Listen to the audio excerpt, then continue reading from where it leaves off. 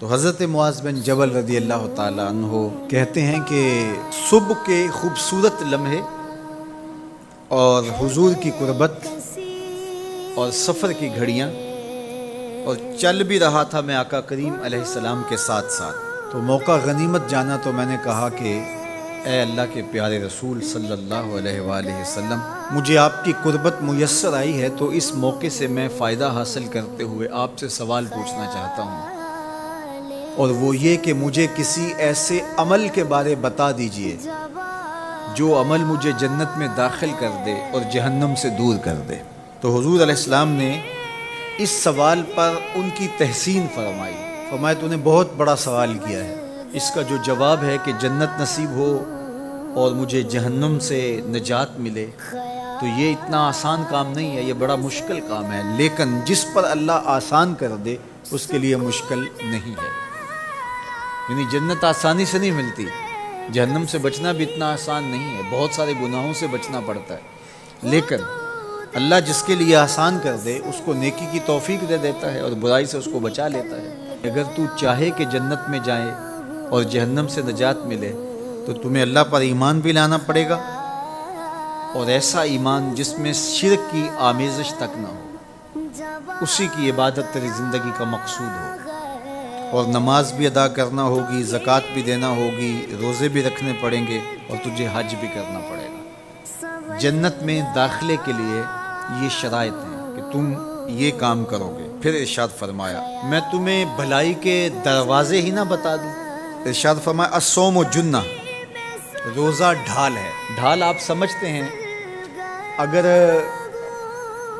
آپ لوگوں نے ڈھال نہیں دیکھی ہوئی تو آج کے زمانے کے اندر تو سب لوگوں نے جو ہے وہ ڈھال دیکھ لی ہے، چونکہ اس وقت ترکی نے اس طرح سے اپنے کلچر کو اور اپنی تہذیب کو جدید ذرائع ابلاغ کے ذریعے لوگوں تک پہنچایا ہے کہ اب 800-700 سالہ پرانی چیزیں بھی ہمارے سامنے آ گئی ہیں، ورنہ ہم یہ باتیں کیا کرتے تھے تو لوگ ان باتوں کو سمجھا نہیں کرتے تھے، چونکہ اس کا کوئی نمونہ اور شکل موجود نہیں تھی۔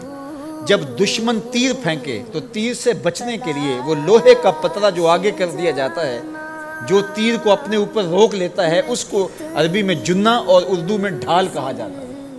تو آقا کریم نے فرمایا روزہ ڈھال ہے، تو گویا جہنم کی آگ سے بچانے کے لیے جو ہے وہ روزہ کام دے گا۔ والصدقۃ تطفئ الخطیئۃ، یہ گناہوں کو مٹا ڈالتا ہے، جس طرح کہ آگ کو پانی بجھا ڈالتا ہے، تو اس طرح جب صدقہ دیا جاتا ہے تو جو گناہ ہوتے ہیں وہ ایسے مٹتے ہیں کہ لگتا ہے یہاں گناہ تھے ہی نہیں۔ آگے ارشاد فرمایا رات کے پیٹ میں نماز ادا کرنا، یعنی تہجد کی نماز ادا کرنا۔ پھر حضور علیہ الصلوۃ نے یہ آیت پڑھی تتجافی جنوبہم عن المضاجع، ان کی کروٹیں بستروں سے الگ رہتی ہیں، خوف اور طمع میں وہ اللہ کو پکارتے ہیں اور وہ رات کو جاگتے ہیں، ان کی کروٹیں بستروں سے الگ رہتی ہیں، حتی بلغ یعملون، یہ آیت پڑھتے ہوئے آخر تک حضور نے تلاوت فرمائی۔ تو فرمایا جس طرح صدقہ آگ کو بجھا دیتا ہے، اس طرح پچھلے پہر کی نماز، تہجد کے سجدے بھی اللہ جل شانہ کے غصے کو ختم کر دیتے ہیں اور جہنم کی آگ کو مٹا ڈالتے ہیں۔ پھر حضور نے ارشاد فرمایا کہ میں تمام امور کی جڑ نہ بتا دوں کیا ہے، جتنے بھی معاملے ہیں اس کی جڑ ہی نہ بتا دوں۔ میں نے جھولی پھیلا کے کہا حضور کیوں نہیں، خیرات ڈالی ہے، تو حضور نے ارشاد فرمایا راس الامر الاسلام، سارے امور کی جڑ اور بنیاد، سر اسلام ہے۔ اگر اسلام ہے تو عمل قابل قبول ہے، اور اگر اسلام ہی نہیں ہے تو پھر جتنے مرضی نیک عمل کرتے رہیں، جتنا مرضی پانی ڈالیں، جتنی مرضی کھاد ڈالیں، تو اگر جڑ ہی نیچے سے کٹی ہوئی ہے تو درخت ہو پائے گا؟ کبھی بھی نہیں ہو پائے گا۔ تو کہا جڑ اسلام ہے، اس لیے عقیدے کی صحت عمل کی قبولیت کی ضمانت ہے، تو تمام امور کی جڑ اور بنیاد اور سرا اسلام ہے، اور اس کا ستون نماز ہے۔ اور صحابہ نماز کے جس طرح پابند رخوگر تھے، تو وہ تاریخ کی روایات آپ دیکھ سکتے ہیں، آپ کو ایک صحابی بھی بے نماز نہیں ملے گا۔ وَذِرْوَةُ صَنَامِهِ الْجِهَادِ، اور کوہان کی بلندی، چوٹی اسلام کی، وہ جہاد ہے۔ جہاد سے اسلام کو سربلند کیا جا سکتا ہے۔ اسلام کا چھٹا رکن ہے جہاد، اور ہمیں جہاد کی ترغیب بھی دی گئی، اور قیامت تک یہ جہاد جاری بھی رہے گا اور کبھی بھی ختم ہونے کا نہیں ہے۔ ہاں اس کے اصول و ضوابط ہمیں دیے گئے، جہاد کے نام سے فساد فی الارض نہ کیا جائے، لیکن جہاد کا انکار اسلام کا انکار ہے۔ یہ اسلام کی چوٹی ہے، ذروۃ و سنام کہا گیا، یہ کوہان کی بلندی ہے۔ تو حضور علیہ السلام نے آخر میں فرمایا کہ میں تمہیں سارے معاملات کی جڑ ہی نہ بتا دوں، خلاصہ ہی نہ بیان کر دوں؟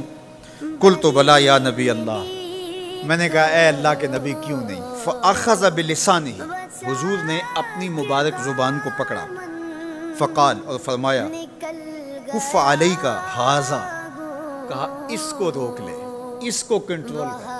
تو کہتے ہیں میں نے کہا اے اللہ کے پیارے محبوب صلی اللہ علیہ وسلم، جو ہم باتیں کرتے ہیں اس سے بھی مواخذہ ہوگا؟